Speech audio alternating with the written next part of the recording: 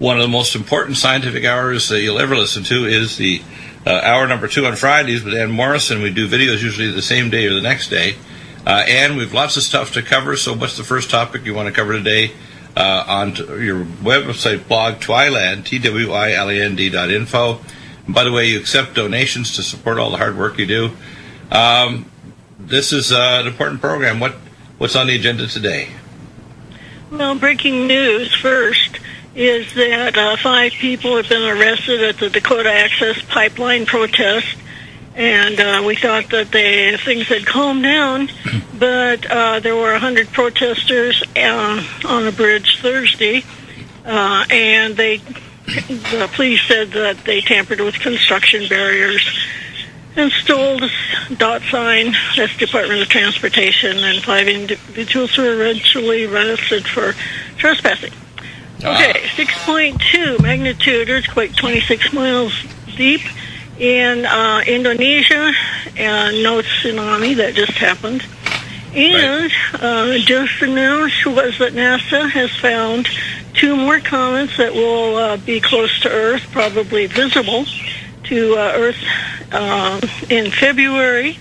And one of them is, they're not sure what it is. They think it's a migrated comet or a runaway asteroid, so they don't know what that one is. Right. And the other one they do know about, it's 2016 U1, which with the 2016 means that it was first seen in 2000 this last year, but it says its orbit lasts thousands of years, and in January it will make its closest approach to the twin, swinging around Mercury's orbit so it'll go around the sun. So anyway, that's now let's get back to what I had. I want to talk just briefly about Zika. Right. We have some counts. They've decided that travel-associated cases reported, and the one laboratory case makes the total 4,756. Now, you remember that Dr. Fauci said, multiply that by 10, so it's really 47,560. And they've had, 38 of those were sexually transmitted, and 13 have resulted in Guillain-Barré syndrome. In the territories, the locally acquired cases, now these are going to be out of Puerto Rico, are 34,463, and travel-related 131, so for a total of 34,594. So you have to multiply that by 10. So we're talking 340,594. Wow. So the those numbers are getting up. Those are getting, well, you have to remember that 4/5 of the people don't show any symptoms, and it is finally, they have made Zika reportable. So now the doctors and the hospitals, they have to report when they have a Zika case. Before they didn't have to. It wasn't. Now, by reporting, are they basing it on clinical presentation, PCR testing, of blood or of other bodily fluids like endocervix? What's their criteria? I don't know what their criteria is. It just says that they have to notify the CDC if they're treating a Zika case. Okay, Florida, locally acquired cases are now 210. Multiply that by 10, so 2,100, and it's 98% of the cases in the state. So most of the locally acquired cases of Zika are in Florida by 98%. Wow. In Texas, 2%. We have 5 cases so far. I think they're a little behind. Yeah, Puerto Rico is the big one in our territory. Right. Locally acquired cases, 33,487, which is 97% of the locally acquired cases. Now, they do have some travel-related cases, too. They did a study of the mothers. You know how Zika crossed the Pacific Ocean? It went from Yap Island to to Tonga, to Tahiti, which is now French Polynesia. Well, somebody decided they did that. It did that between 2009 and 2012, before it got into Brazil and South America. So they went. There was a study that was done, and they went and they looked at Hawaiian people who delivered babies with or without microcephaly in those years, to see if it had migrated to Hawaii. So they did it. They went back and looked at the birth records, and yes, they found that there was convincing evidence that Zika, that the mothers anyway had born, that the babies that were born with microcephaly had been born from Zika acquired, where Zika has been acquired by the mothers. Right. So yeah, there was an offshoot of. Now they don't know where it came from because the records aren't that clear, but supposedly somebody traveled and ended up in Hawaii. They aren't saying that the mosquitoes spread it, but they could have. It got spread anyway. They only did a small study. We have to think about Zika. We've got a demographic squeeze. A demographic squeeze means that we don't have enough children being born to support those who are 65 or older. And it's because we have a falling birth rate and slower immigration. And what's happening is that Zika is doing two things. One, it's killing babies that are being born. And 40%, by the way, 40% of mothers who have Zika, 40% of their babies will be born and die. And also, the women, because of the Zika epidemic, women are putting off having families or starting families or having children. They're just saying, well, we'll just wait until this clears up or until we know more about it. And so we have a demographic disadvantage. And the America's fertility rate has been falling since 2007, but the share of the population that is active in the labor force has slipped, both because of aging and because of the recession that occurred in 2007 to 9. So the general fertility rate fell to 63 that ended in June this year, the lowest since at least 1920, and well below the recent high of 69, which was recorded in 2007, right before the recession. And the total fertility rate has fallen, and it's at 1.9, which is below the replacement rate of 2.1. So this is not good. Yeah, what we're talking about is a demographic implosion, and it will be a change in the life curve in terms of the distribution of population cohorts, and that's catastrophic. It's already happening in Japan, isn't it? Yes, in China. Yeah. They're not having enough babies to support the older population. Now, what you have to understand is that the growth, for instance, from 1970 to today, has been based on Americans and replacement level immigration. In other words, the fertility rate was high enough, and then we also had the immigrants who were having babies. So, but that's going to peak, and then it's going to fall. That's what they're projecting. Right. And the new immigrants, so now starting in 1970s where they started this chart, they say they're going to have 571 million. And, we only have, 330 million people now. So the new immigrants and their children will add 571 soon.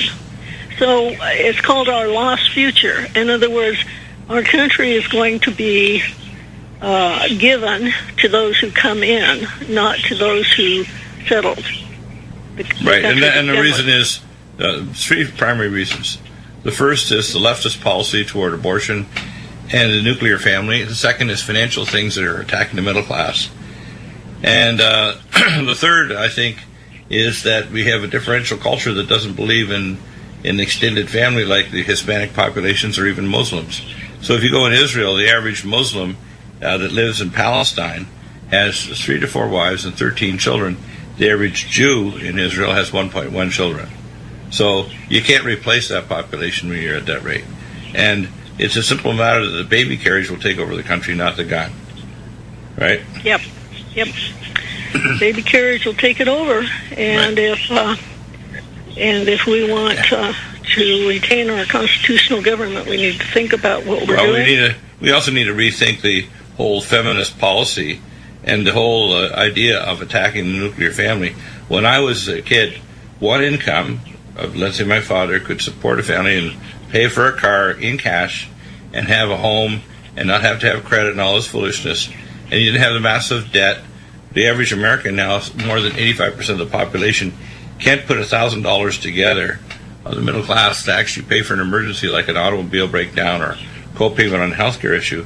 And it's not surprising that young people, I think 40% of young people up to 35 are living with their parents in America. And that's okay if they transition from that into being married in a home where they have children. But a lot of young people now, with the costs of education, they can't afford to, because their credit can get so destroyed with student loans now, they can't afford to have a home, a car, or actually start a family. So all these pressures are forcing our population to implode. At the same time, we have policies with leftist governments like Obama's that's encouraging people to come in that will reproduce, and we produce in circumstances that are tougher for the average population, because they'll stack them and rack them in these apartments or homes, and they're producing lots of babies. So what I see happening is we have a suicidal policy in America, and our culture is deteriorated, and we're attacking the family. And I see it's not just a female problem, it's a male problem, it's a family problem, it's a cultural problem. And it's an idea that, we persecute young people so they don't have enough finances. And then we encourage women not to reproduce until their 30s, and by which time they either are sterile or they can only have a small family, 1 or 2 children. So it's all negative stuff. Yes, and we certainly need to think about the economic consequences, not only for us, but for our descendants. We need to... this is not a brave... What I see happening, though, is I think they're going to replace them with sentient robots and lab-grown cyborgs. People say that won't happen. I said, well, I'm sorry to blow your bubble, but we're moving toward a hive-type culture where human beings won't be the bottom class.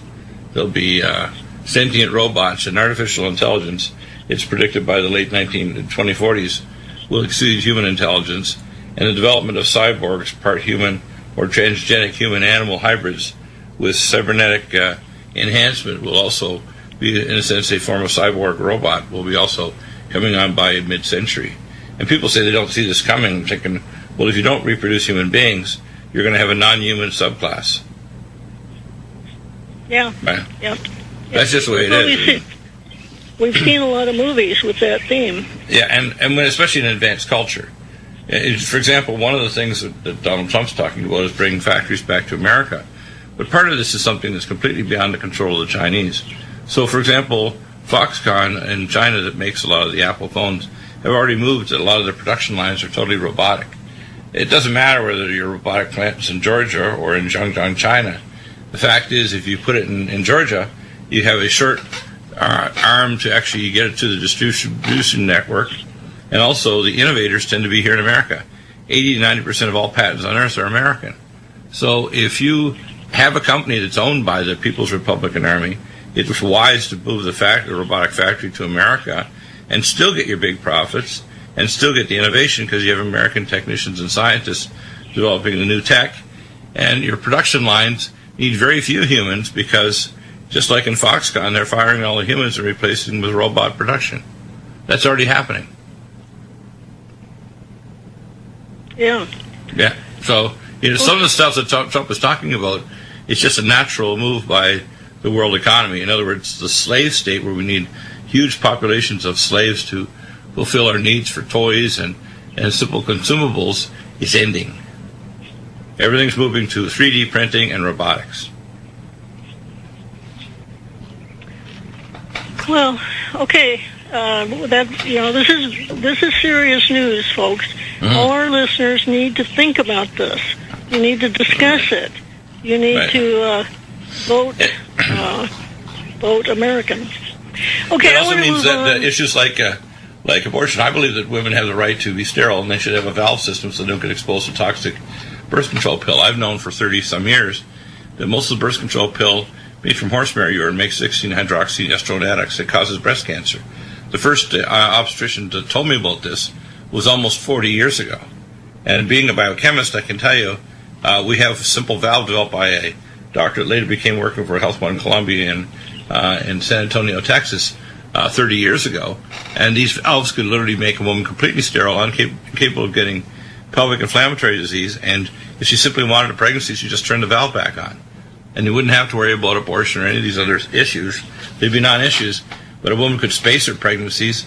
And we also need to make it possible that younger people can go to school and still have a career. For example, our current healthcare system doesn't allow female doctors to work part-time because they can't afford the insurance. Whereas if female doctors could work part-time and be not on a fee-for-service but on a salary, you'd have a lot more female physicians and other health providers still having a family at home and working part-time, just like any other career, engineering or whatever. So we don't really accommodate the female side of the workforce properly, as far as I'm concerned. And we also don't accommodate the fact that the families need to have a lot more help. Ivanka Trump is working on this. But we need to start discussing these issues because we're going to move into a minefield here where it's going to start warping our culture. Either we accept a lot of people from the Middle East and elsewhere where literally we become a branch of Islam, for example. The Islamification of Europe could occur in the next 5 years easily. It may not take decades. In America, it could take, say, 10 or 20 years. But it's going to happen if we don't wise up. Right? That's what we need to do. We need to wise up. Yeah. So I want all our listeners to think about what we're talking about today. Yeah. What's the next issue? The next issue. I want to talk about the land grab that just happened with the current administration. Yeah. Yeah. There were 2 new national monuments created. One of them was Gold Butte, and it was 300,000 acres, and it was close to the Clive and Bundy land. And is that the one? Is that up in Wyoming? Where is that? Or in Oregon? Nevada. Nevada. Okay. Yeah. And I just think that it was done in spite. I think Clive and Bundy, he he got into a brouhaha with the BLM people, and I think they just took that acreage and made it a national monument, which means that he can't graze his cattle on there. So what's really funny about that is that land has a ton of uranium under it, and they've already given uranium rights to these international companies. One of them is actually mining that uranium to send it to Russia under agreements that Hillary Clinton did. So yes, I know. They won't let the cattle graze on the land, but they're going to dig up uranium and give it to Russia. How crazy is that? It's crazy. Yeah. And then the other one is the New Bears Ears Buttes, and it's a new national monument near Blanding, Utah. Almost 2 million acres in southeastern Utah. 2 million. Now, that one has, I want to talk about New Gold first. The New Gold Butte National Monument is close to the Clive and Bundy land, and I hear music, which I guess means that we'll have to talk about we're this on the bumper. We'll be right back. We're back with Ann Morrison, and we're at the New Gold Butte National Monument. These monuments, by the way, were just, passing last-minute things with Obama. And, of course, they're shots against the use of national lands. But there's a dual agenda here, isn't there? Well, I can't make out the politics of this. I mean, this whole thing is illegal. You can't just take land from a state unless the state lets you. There has to be a vote of the people, or if not in the state, at least in the county, to allow it. I think it has to be by the whole state. Right. And then the state has to authorize the lands be used for a national monument. So this Gold Butte, which is close to the Clive and Bundy land, is a petroglyph site. And petroglyphs were cave drawings that were made by the early residents. In other words, they predate the settlement of North America Right. by a long time. And so these are historical, and they should be preserved. I'm not saying they shouldn't be preserved. I just don't think that they should have been preserved in the way that they think they are.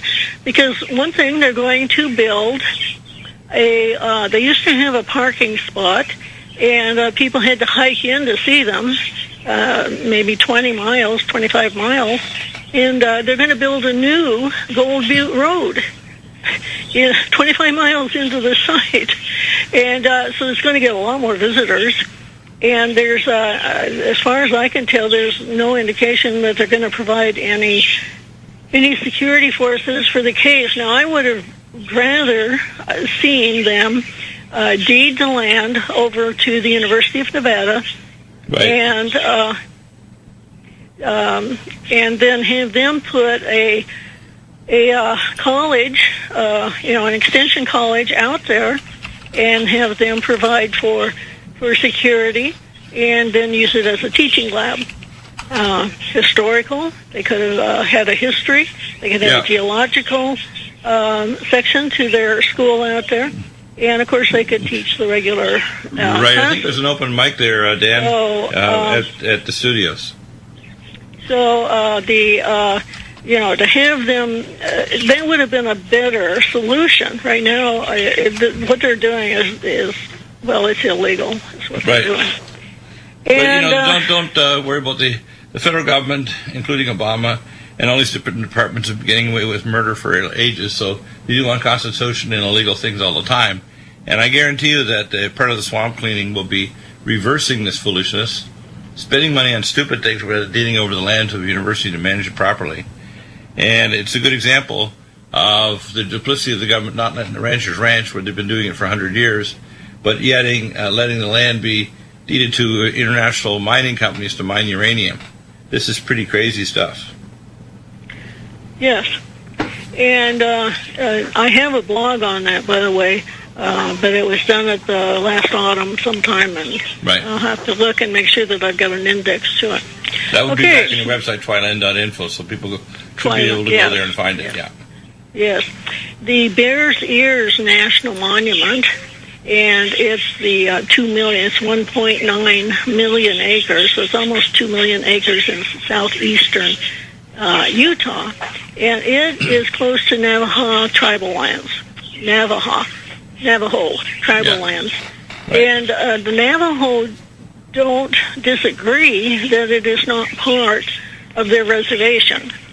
We have treaties with our indigenous peoples, and they have reservations, and they are separate from the United States. They don't come under United States law, except occasionally, I guess, if they run amok.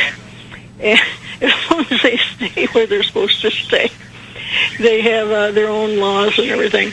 Anyway, but it is close to those Navajo tribal lands, and and it's 2 million acres, and they do have access from U.S. roads, U.S. 95, 276, 261, and so. What's the purpose of making a monument? Is there, like petroglyphs or some other historical thing people can look at? What's the reason? This is the only Native American-led push for a national monument in the 109-year history of the Antiquities Act. Wow. So this is very unusual for that. There's no precedent for this. Right. So in other words, you can't really figure out why there. I had a techno writer, top-notch in Germany, that actually contributed that bumper to us. So, and you had an interesting caller, I guess, on John Moore's show earlier that was pretty angry. And what was the thesis that you were talking about? And what triggered him to have his bout of anger?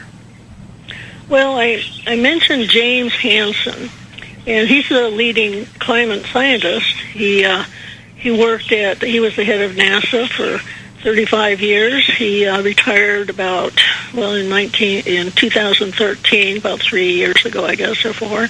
Right. And he was the head of the Goddard Institute for Space Studies in New York. And he has testified before Congress, marched in rallies, and participated in protests against the Keystone XL pipeline and big coal. He went so far as to call the coal trains death trains. So, he's a very controversial figure, but because he has this history behind him, I assume that you've heard that the rumor is that the incoming administration is going to stop NASA from looking at climate change. They don't want NASA to be looking down on the Earth and taking measurements. They want them to be setting out to explore whatever we can in our solar system. So this is, NASA has been providing photographs. They've put up satellites that take measurements. That's where I get my pictures for the ozone hole. They've been measuring the stratosphere and the ozone in the stratosphere and other things. And anyway, apparently, you remember in November this year, in 2016, the temperatures in the Arctic, remember that, hit 36 degrees above average, and there was a spike. I mean, over the course of a week, the temperature went above freezing. And then in September, that was in November, in September, so before that, the average measurements of carbon dioxide in the atmosphere hit a record 400 parts per million. Now, so they had, this was when the leaders of the world's biggest economies had signed a new treaty to cut carbon pollution in the coming decades. And so the new administration thinks that climate change is a hoax cooked up by the Chinese. Right. Anyway, what he's involved in now, he is involved in a lawsuit, and this is what we need to follow. He's involved in a lawsuit against the federal government, brought by 21 kids under the age of 21, and one of them is his granddaughter. And the lawsuit argued that politicians knowingly allowed big polluters to wreck the Earth's atmosphere and imperil the future of young people in America. And a few weeks ago, a federal district judge, so this is a federal district court judge in Oregon, delivered an opinion that found a stable climate is indeed a fundamental right, clearing the way for the case to go to trial in 2017. Yeah. So, now, can I throw a little bit of my experience? I was a oceanographer before I went into medicine in 1973, and I know that NOAA has fiddled the data, so we're heading into a modern ice age right now, and there were a group of scientists 3.5 years ago. Remember that NOAA is not NASA. Right, I'm not talking about NASA, I'm talking about NOAA. I know that I've had my climate experts on talking about the climate. There are various things going on in terms of the climate change, which people should start to understand. The crazy spikes are partly due to the gear changing as you head into a modern mini ice age. But we also have other factors. For example, the release of radiotoxins from Fukushima punched holes in the ozone layer. And certain kinds of pollutants are toxic to the upper atmosphere, to the ozone layer as well. But there's a thing called a carbon-oxygen cycle. And the carbon-oxygen cycle, if it's operating properly, converts carbon dioxide back into oxygen. Some of the problems that we've done is we've actually poisoned the ocean. So there's 100,000 dead zones in the oceans, some of them as large as several 100,000 square miles. We also have chopped down half of the rainforest, which converts about 20% of the world's oxygen comes from the rainforest. 80% comes from the 10 meters of the benthic layer of the oceans. just the phytoplankton. So if we wanted to start converting oxygen, we'd reseed the oceans with phytoplankton or suitable phytoplankton to just simply take the oxygen, the carbon dioxide, and just convert it back to oxygen. It's that simple. The problem is we allow pollution. For example, the Chinese, I sat through a seminar with their Academy of Environmental Medicine about 12 years ago in Colorado Springs, and 83% of the mercury landing on our crops, and including our organic crops in America, is dirty coal from China. So we have multiple issues here. Pollution is a big issue. The problem is when you make carbon credits and a control of carbon your key goal, which, by the way, is so that they can get control of the world energy markets based on carbon dioxide and fossil fuels, we call it, which really isn't fossil fuels at all, because the nuclear reactors of the Earth actually generate the hydrocarbons, and that was presented in 1951, a year before I was born, in Baton Rouge, Louisiana, and the Russians understood this gold theory. I have friends who are actually deep drillers in Kazakhstan. They're very close friends.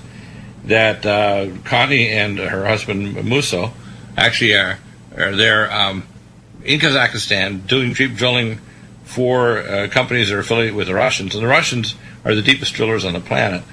The oil is made deep inside the earth in giant batholiths. For example, there's one at the bottom, southwest end of the Dead Sea, that's more than 26,000 feet deep. This is well below where any dinosaur ever existed. So I see multiple issues here. They also don't talk about solar and galactic weather, because gravity waves from deep space affect the unstable nuclei of ringwoodite, which releases nascent oxygen and hydrogen and releases water, which actually lowers the melting point of rock. This is proven in Northwestern University. And the intercontinental cleft, which is about 26,000 miles long, that's around all the oceans of the world, actually has a ringwoodite rock coming up in the center of the ocean floor. The fact is, this ringwoodite is the thing that drives earthquakes and volcanoes. Our climate is controlled by the fourth and fifth layers of the Van Allen radiation belt, and we're directly interlocked with space weather, with the sun and deep space things happening as far away as star systems sending gravity waves. So I think what's happened is we don't put all the drivers in. Carbon dioxide, I think, look at Mount Erebus in Antarctica, generates more pollution of carbon dioxide and other toxic gases every day than 10,000 of the largest coal-fired generators in the world.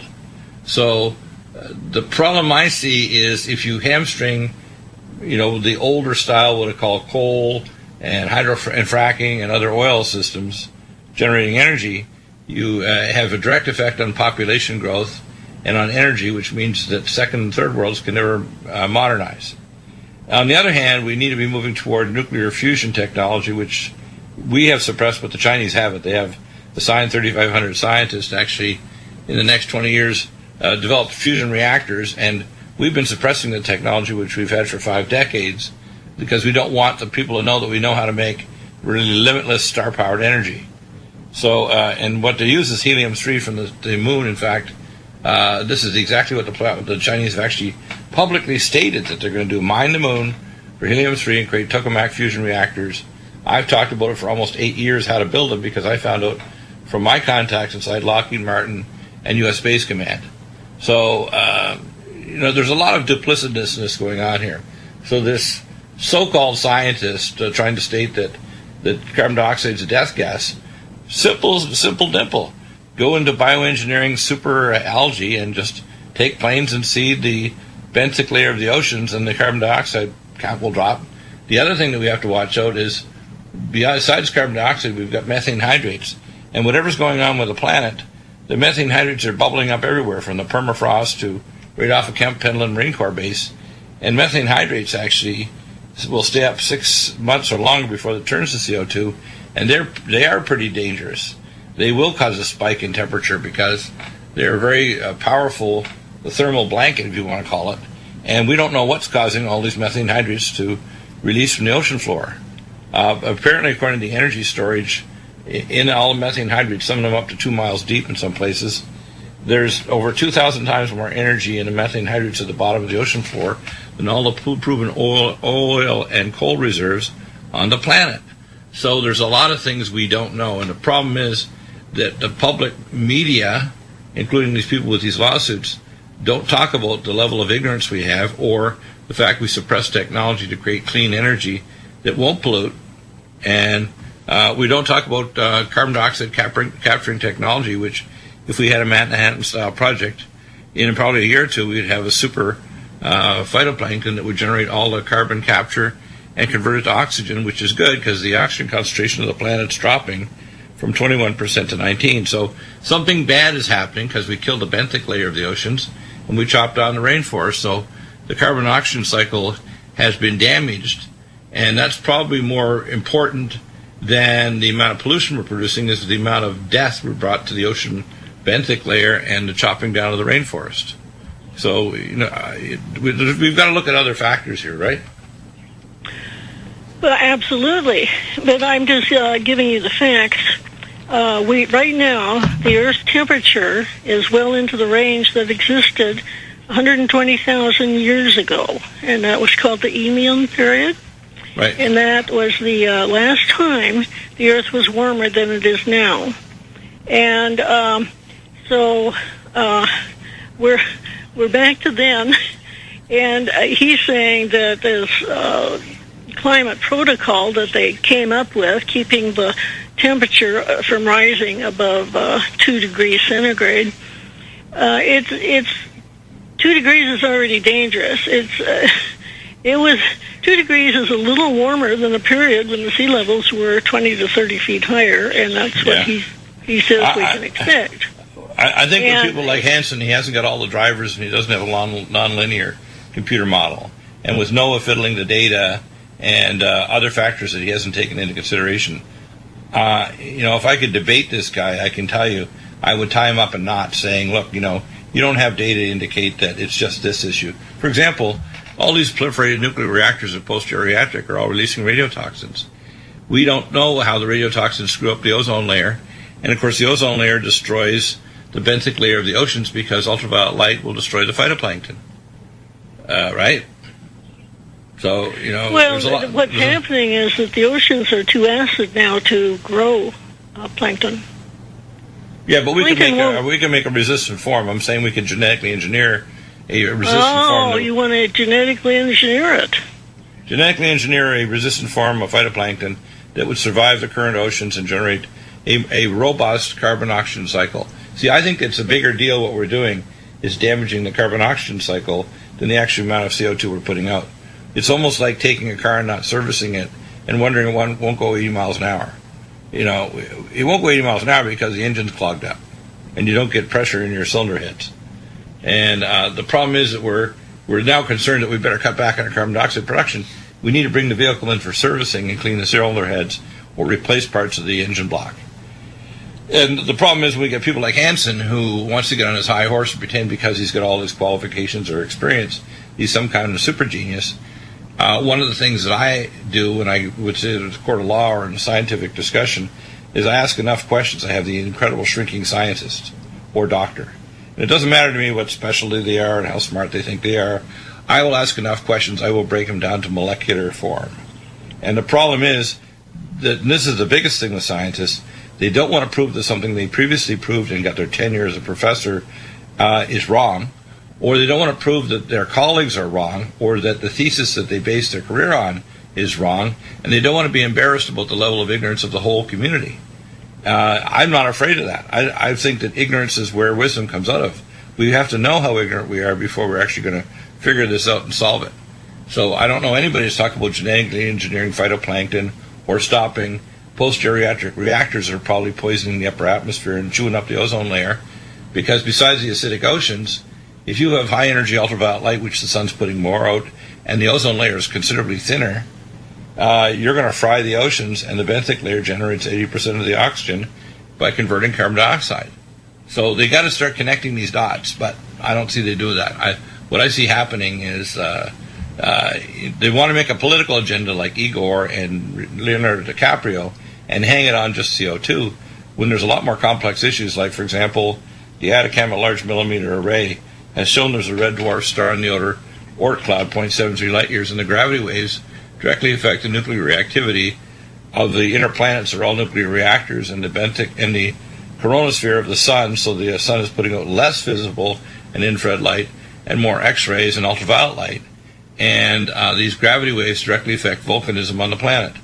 And the problem is because we don't develop nonlinear computer models, even in the imagination of these people, like, for example, Nikola Tesla could work out these models, nonlinear models in his head. He didn't need to build a model.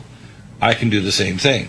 And when I look at that, and I used to do Pascal and nonlinear programming, what I see happening is people that pretend to have mastered a scientific area, and they've left out major drivers that they've never considered.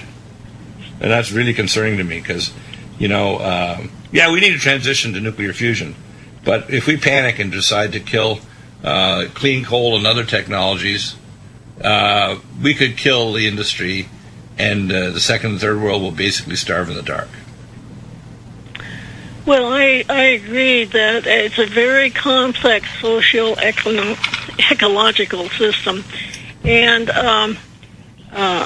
one of the things that some people are in favor of what's called rewilding, and that means returning the wilderness back to its pristine state. That's the World Watch Institute. That's the Agenda 2030. This is part of the what I call pseudo-environmentalism that I saw when I was working in the oceans with Greenpeace. I was one of the actual initial charter members over 40-some years ago. And what I say happening is the globalists were taking it over, and they were doing stupid things like spraying seal pups with red dye. And, of course, the orca whales would just see them through the ice and throw them up like an hors d'oeuvre and eat them. And it was killing the seal pup population, and it was just one of many stupid things that I saw the environmental organizations gradually being taken over by globalists and bankers. So I don't see Hansen as anybody other than a person with a big mouth, a lot of credentials, and not a hell of a lot to prove behind it that his model makes sense. Because he doesn't talk about these other drivers or the destruction of the benthic layer. The thing that freaks me out most is the dead zones. If you go to some areas of the ocean, the oxygen concentration in the ozone is so damned acid, nothing can grow there. It's dead. When they talk about dead benthic layers, it should be the most lively place on Earth. And there's 100,000 dead zones, some of them hundreds of thousands of square miles of dead water. Wow. And we wonder why CO2 is rising. Perhaps. Where they actually even built shelters in them. And the Icelandic people and the Vikings, they actually used peat for making their peat bog homes, didn't they? Well, I don't know about that. Yeah, I believe that happened.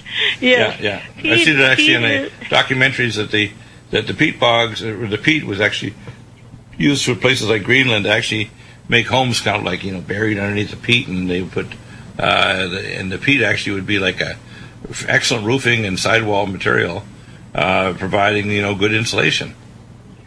Yeah, over the centuries, what happens is that this moss-like material gets compressed because every spring it creates a new plant, and over the centuries those became very useful they would mine them and use them for fuel, or like you said, they could use them, they could dig down in them. As a building material, yeah. As a building material. Well, over what they've been doing is they're seeing now that they're getting so much rain, the peat plants are expanding, and they're expanding outside their original territory, whatever that means. Right. I mean, how far back did they go? 50 years, 100 years, 1,000 years? And so the way they control it is they consider it a weed, and they burn around the edges to keep it under control, so it's only in certain areas. And they do let their livestock go in there and graze, which keeps it down a little bit. But apparently, and we have been told that here in the United States, that with the rise in carbon dioxide, what we're going to see is vines growing faster. And I see that on my own property. I have an ivy I cannot get rid of. It has just become so aggressive. So, part of that is the CO2. I actually trained under a botanist almost 40 years ago who was one of the top in the world, and he proved if you raise the CO2, the plants grow like crazy, and especially if you give them minerals in their soil. In fact, the best way to grow super plants really fast is a mild hyperbaric chamber, 1.3 atmospheres, with 1,000 parts of carbon dioxide in the chamber, or much higher than normal, which is way higher than 400 parts per million, but 1,000 parts per million. And if you put the dead sea minerals in the soil, those plants will grow like crazy. You'll get grapes the size of grapefruit. Yeah. So anyway, over what they're doing in Europe, like I said, they're using fire to control the spread of this peat. And but unfortunately, what happens is then you're creating carbon dioxide and methane. Wow. And so they don't want them to continue that. Now, that's been a practice over there for hundreds of years. I mean, that's how farmers feed their animals, and that's how they keep their land from becoming a peat bog. Right. And so there's quite an argument over in Europe now about what are they going to do? Are they going to let these peatlands expand? They don't want them to use the fire anymore. Well, I would say, again, genetic engineering a biologically controlling, say, fungus that will control the margins of the peat bogs. They could probably create some commensal organism. I'm sure that there's something that could be done, yes. Yeah, there's some kind of, it probably already exists somewhere in the world. You just have to find out where it is or just tweak it a bit, and it'll control the peat bog so it doesn't go crazy. Okay, Bogoslav volcano in the Fox Islands, in the Aleutian Island chain, is sending up an ash cloud that is above the jet stream. Wow. And would you like to do a show today, a video show afterward? Yeah, I'll give you a show after the program today. It's about an hour and a half. So sign up and live.